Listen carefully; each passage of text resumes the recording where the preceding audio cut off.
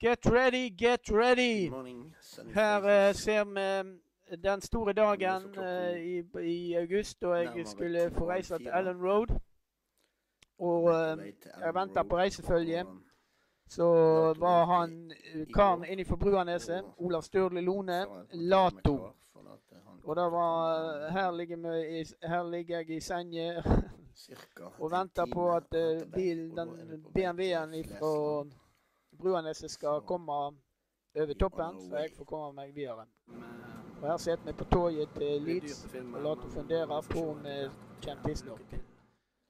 Og nå er vi på hotellrommet, og det som skjer, det skjer.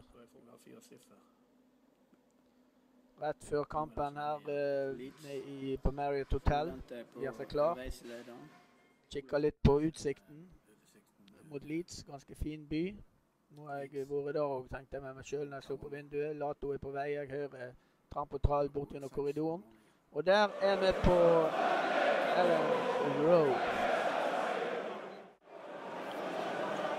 Så gikk det ballforretning, så det vet som vant Leeds 1-0.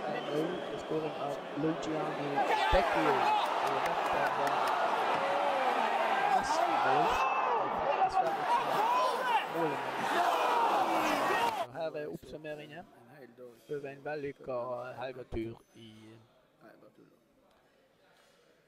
Ellen Road. Lato ligger sør etter å ha inntatt en kasse med Stella. Lato ligger enda sør etter han inntok en kasse med Stella.